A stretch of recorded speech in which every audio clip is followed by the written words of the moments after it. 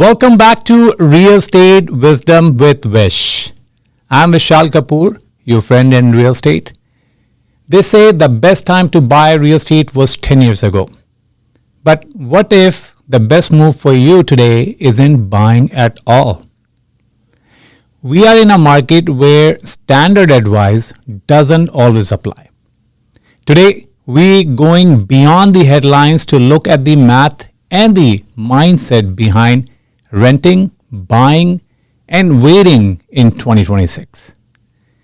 If you've been feeling stuck on the sidelines or pressured to jump in, this episode is for you. Let's look at what actually makes sense for your life right now. In 2026, one of the most common questions being asked is not just, should I buy or sell first? It's something even more basic. Should I rent? Should I buy? Or should I just wait?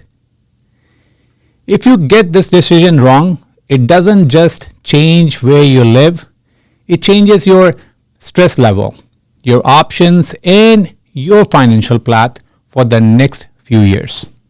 Some people are renting longer than they wanted to and feel like they are falling behind. Some jumped into buying because they felt pressure from friends, family, or social media and now feel stretched and stuck. And then there are the waiters sitting on the sidelines, hoping that somehow the perfect moment will appear, and it never quite does. Today's episode is not about telling you that one option is always better.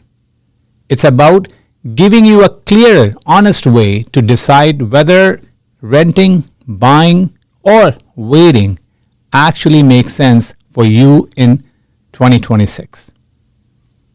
By the end of this episode, you will be able to say, with my income, my goals, and my risk comfort, here's what I am choosing. And here's why. So let's get into it. The big trap. Buying is always better than renting. Let's start with the belief that runs deep in a lot of people. Renting is throwing money away. You probably heard that from a relative, a friend, someone online, or just a realtor like me. But here's the truth. You're always paying to live somewhere. When you rent, you are paying your landlord's mortgage and costs.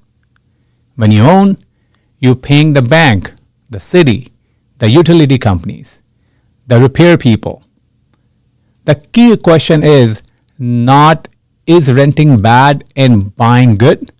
The key question is, given my stage of life, my stability, and my goals, which option gives me the best balance of flexibility, control, and financial progress right now? There are seasons where renting is smart. There are seasons where buying is powerful. And there are seasons where pressing pause on both is wise. This episode is about recognizing which season you are actually in. Let's talk about renting first. Here are situations where renting can make a lot of sense in 2026. Your income or your location is uncertain. You might change jobs. You might move cities or countries. Your industry is unstable. In this case, flexibility is valuable. If you focused on cleaning credit, cards, or loans, taking on a big mortgage might not be the right move yet. You honestly don't know what you want in a home. You're not sure about condo versus house, city versus suburb, space versus location. Renting gives you time to test lifestyles without locking into a 25-year commitment.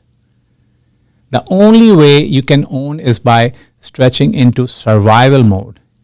If owning means you are one surprise away from serious stress. Renting a bit longer while building savings can be the smarter play. Renting is not falling. Renting is a strategy when used intentionally. The danger is not renting itself. The danger is renting without a plan, or renting because you're too scared to look at the numbers and options. Now, let's look at buying when it makes sense. Buying in 2026 can make sense when your income is relatively stable and you understand your monthly comfort number. You have done the work to know what you can carry without losing peace of mind. You see yourself in the same city or region for at least the next 5+ years. Real estate is rarely a quick flip anymore for regular buyers. Time in the market often matters more than perfect timing.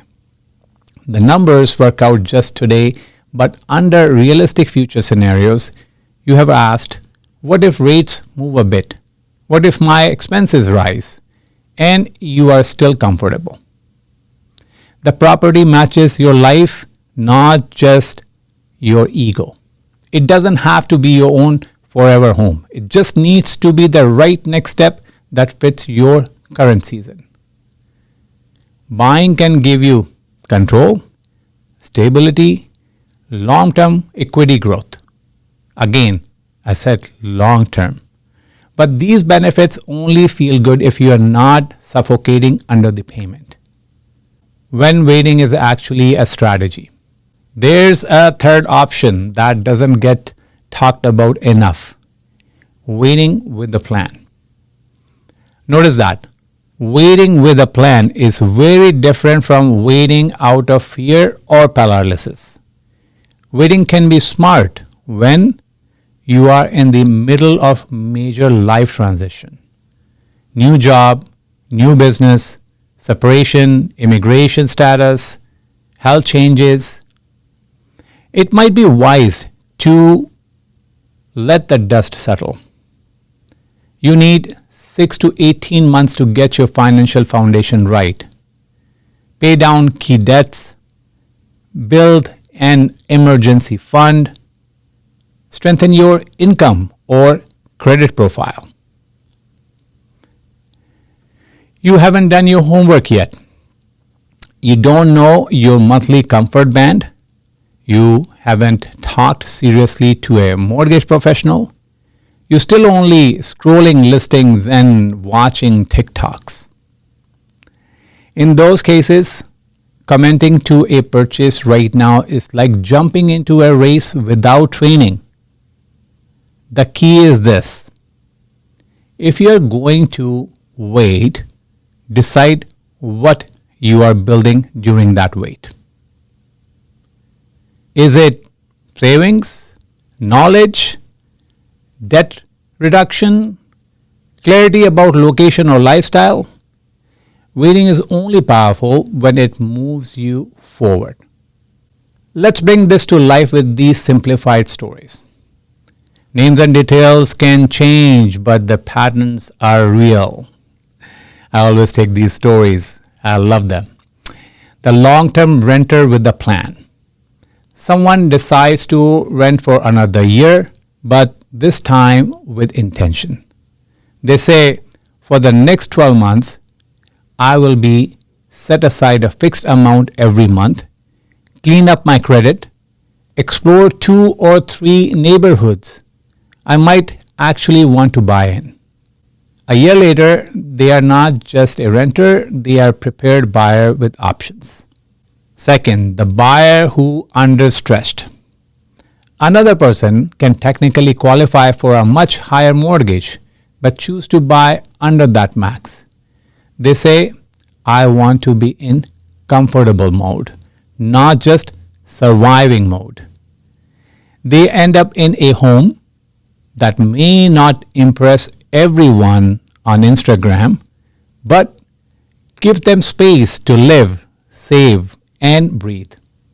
3 years later, they have equity, less stress, and the flexibility to upgrade or invest again. Here's the third one, the waiter who got stuck. A third person keeps saying the waiting for the market to crash. Year after year, they stand on the sidelines. Prices move up and down, rates move up and down, life keeps going. But because there was no real plan behind the wait, they don't build savings, don't build credit, and don't build clarity. They wake up 5 years later feeling behind, not because they rented, not because they waited, but because they never turned that waiting into progress. So, how do you decide whether renting, buying, or waiting makes the most sense for you in 2026? Here's a simple 7-question checklist. Answer honestly. If you are driving or walking, just answer in your head. If you're at home, write them down. How stable is my income over the next 2-3 years? Very stable, somewhat stable, uncertain. Do I know my true monthly comfort band? For housing cost, not just what I can stretch to, yes or no. There's only 2 answers. Third, if I bought today, would I likely stay in that home or at least in that city region for 5+ years? Yes, no, not sure. Do I currently have an emergency fund or financial buffer? Strong, some, or none? Am I carrying high interest debt that is stressing me out? Yes or no? Number 6, is renting right now part of an actual plan or just something I'm doing by default? Planned or default? Question number 7, when I think about buying today, is my main driver clarity and readiness or fear of missing out? Clarity, FOMO, mix of both. Now use this rough guide. If you have a stable income, a clear comfort band, plan to stay put and some buffer, buying may make sense to explore seriously. If your income is uncertain, you lack a buffer, and you are drowning in high interest debt, a season of intentional renting plus waiting with the plan might be your smartest move. If you are somewhere in between, it could be time to map a 12 to 24 month plan that starts you where you are and gets you ready to own without sacrificing your peace. 2026 specific realities to keep in mind. Before you make any move, remember the backdrop of 2026. Cost of living is higher than just a few years ago. Interest rates and renewals matters more than they did when money was extremely cheap. Remote and hybrid work patterns still affect which areas are in demand. Government and policies can shift incentives, taxes, and rules. This doesn't mean do nothing. It means whatever you choose, renting, buying, or waiting should be based on your numbers, your time horizon, and your tolerance for uncertainty, not just headlines. So, renting, buying, or waiting in 2026, what actually makes sense? Here's the honest answer. All 3 can be smart. All 3 can be risky. It depends on whether they are driven by strategy or by fear and pressure. If you're renting, rent on purpose. Use this season to build savings, knowledge, and options. If you're buying, buy within your comfort band, not at the edge of what a lender allows. If you're waiting, wait with the plan, knowing exactly what you are building during that time. If this episode gave you clarity. Share it with someone in your life who's stuck in this rent versus buy versus wait loop. And if you want to walk through your specific situation for 2026, whether you are a renter, a first-time buyer, or thinking of making a move, reach out. Because the goal isn't just to own property. The goal is to make decisions that support the life you actually want to live. Thanks for listening to Real Estate Wisdom with Vish. Keep watching, keep commenting, and keep sharing. Talk soon. Bye for now. Disclaimer. The information provided in this podcast is for informational purpose only and should not be considered as financial or investment advice. Consult with your professional before making any real estate decisions.